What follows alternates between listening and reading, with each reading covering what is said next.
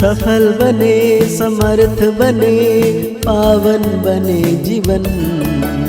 मीठी मुरली सुन के पाए सुख सघन। आज का चिंतन, आज का चिंतन। ओम शांति। Good morning. प्यार का सागर मीठा बाबा आज हम बच्चों को कह रहे हैं, अब विकर्म करना बंद करो, क्योंकि अब तुम्हें विकर्म से परे विकर्माजीत संबंध शुरू करना है। बाबा कहते हैं हर एक ब्राह्मण बच्चे को किसी एक बात में बाप को फॉलो करना आवश्यकता है। तो बाबा ये हम बच्चों को पूछ रहे हैं ताकि हम सच्चा सच्चा ब्राह्मण बने और विकर्म करना बंद करें। बाबा कहते हैं जैसे बाप स्वयं टीचर बनकर तुम्हें पढ़ाते हैं, तो क्या करना है हमको? ऐसे बाप के समान हर एक को टीचर बनना है। जो पढ़ते हो वो दूसरों को भी पढ़ाना है। तुम टीचर के बच्चे टीचर, सतगुरु के बच्चे सतगुरु भी हो। तुम्हें अखंड स्थापना करना है। तुम सच की नैया पर हो। तुम्हारी नैया हिलेगी डुलेगी लेकिन डूब नहीं सकती।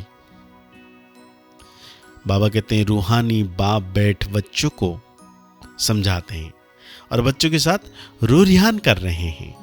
रूहों से पूछते हैं, क्योंकि यह नई नॉलेज है ना, मनुष्य से देवता बनने की यह नई नॉलेज अथवा पढ़ाई, यह तुमको कौन पढ़ाते हैं?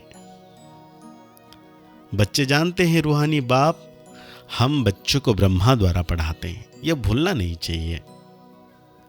वो बाप है फिर पढ़ाते हैं तो टीचर भी हो गया। यह भी तुम जानते हो। हम पढ़ते ही हैं नई दुनिया के लिए। हर एक बात में निश्चय होना चाहिए। नई दुनिया के लिए पढ़ाने वाला बाप ही होता है। तो बाबा कहते हैं मूल बात है बाप की हुई।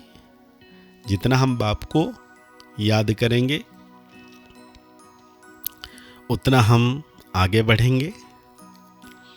बाबा कहते हैं गाया हुआ भी है, भगवान ब्रह्मा द्वारा राजयोग सिखलाते हैं। ब्रह्मा द्वारा आदि सनातन देवी देवता धर्म की स्थापना करते हैं। जो भी देवी देवता धर्म था अभी नहीं है, अब तो है ही कलयुग। तो सिद्ध होता है स्वर्ग की स्थापना हो रही है। स्वर्ग में सिर्फ देवी देवता धर्म वाले हैं। बाबा कहते हैं जो देवी देवता धर्म था वो भी नहीं है। बाकी इतने सब धर्म होंगे अर्थात विनाश हो जाएंगे, क्योंकि सतयुग में और कोई धर्म था ही नहीं। तो सतयुग में तो एक ही धर्म था, अभी कितने धर्म हो गए हैं? यह बातें तुम बच्चों की बुद्धि में हैं। अब तो अनेक धर्म हैं। अब फिर बाप हमको मनुष्य से देवता बनाते हैं, क्योंकि अब संगम युग है। यह तो बहुत सहज बात समझाने की है। बाबा कहते हैं त्रिमूर्ति में भी दिखाते हैं ब्रह्मा द्वारा स्थापना। किसकी स्थापना? जरूर नई दुनिया की होगी, पुरानी तो है नहीं होगी।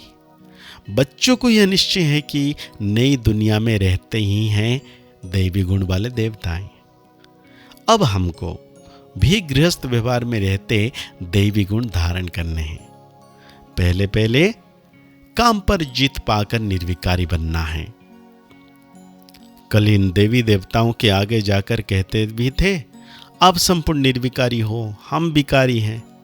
अपने को विकारी फील करते थे क्योंकि विकार में जाते थे। अब बाप कहते हैं तुमको भी ऐसे निर्विकारी बनना है।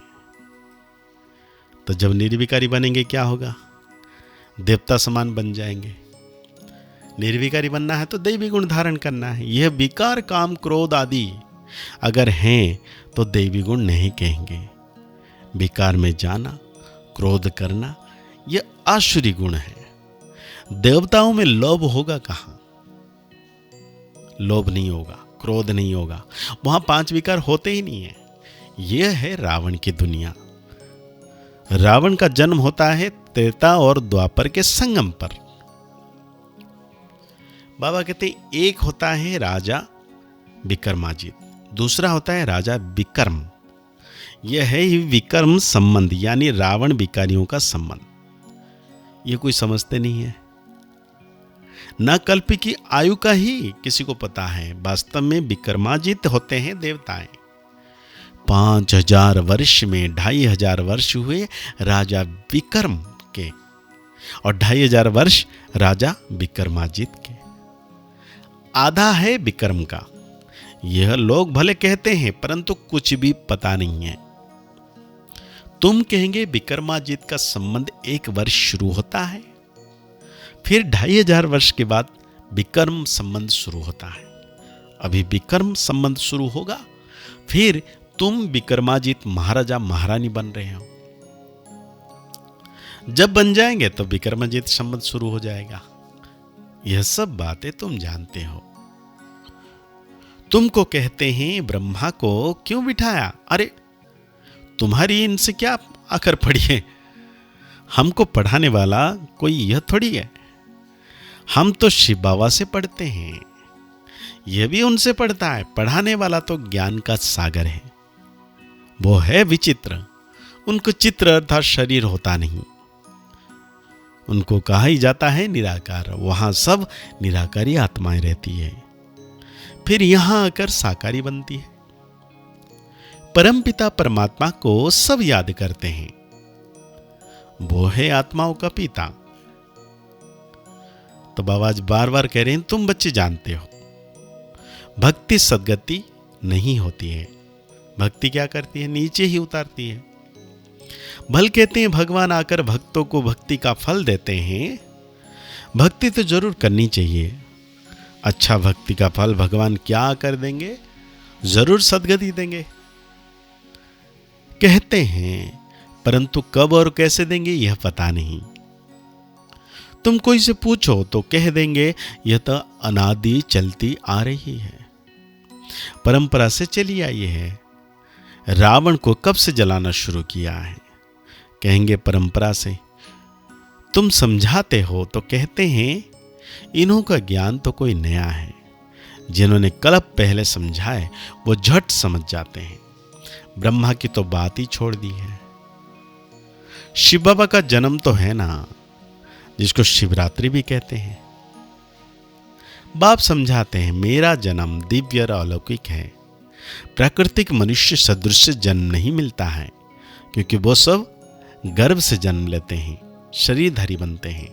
मैं तो गर्भ में प्रवेश नहीं करता हूं, क्योंकि शिव बाबा है निराकार। तो आज बाबा हम बच्चों को बड़े प्यार से धारणा के लिए कहते हैं, इस पुरुषोत्तम संगम युग पर उत्तम पुरुष बनने के लिए आत्माभिमानी बनने का पुरुषार्थ करना है।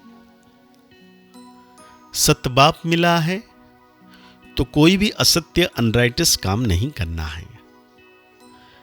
माया के तूफान से डरना नहीं है। सदा याद रहे सत की नैया हिलेगी डुलेगी लेकिन डूबेगी नहीं। सतगुरु के बच्चे सतगुरु बन सबके नैया पार लगानी है। सहज योग की साधना द्वारा साधनों पर विजय प्राप्त करने वाले प्रयोगी आत्मा भव। साधनों को होते साधनों के प्रयोग में लाते योग की स्थिति डगमग ना हो। योगी बन प्रयोग करना इसको कहते हैं न्यारा। होते हुए निमित्त मात्र अनासक्त रूप से प्रयोग करो। अगर इच्छा होगी तो वो अच्छा बनने नहीं देगी। मेहनत करने में ही समय बीत जाएगा। उस समय आप साधना में रहने का प्रयत्न करेंगे और साधन अपनी तरफ आकर्षित करेंगे। इसलिए प्रयोगी आत्मा बन सहज योग की साधना द्वारा साधनों के ऊपर अर्थात प्रकृति के ऊपर विजयी बनो। तो आज बाबा हम बच्चों को स्लोगन दे रहे हैं, स्वयं संतुष्ट रहे, सबको संतुष्ट करना ही संतुष्ट मणि बनना है। तो आज की मुरली के अनुसार हमें सोमान लेना है, मैं राजयोगी सहज योगी प्रयोगी आत्मा हूं। मुरली को और गहरी रीति से चिंतन करते हुए निरंतर सर्वशक्तिवान मीठे बाबा की याद में रहना है। मुस्कुराते रहिए, आगे बढ़ते रहिए, पुरुषार्थ करते रहिए, खुश रहें, स्वस्थ रहें, मस्त रहें। ओम शांति, ओम शांति, ओम शांति।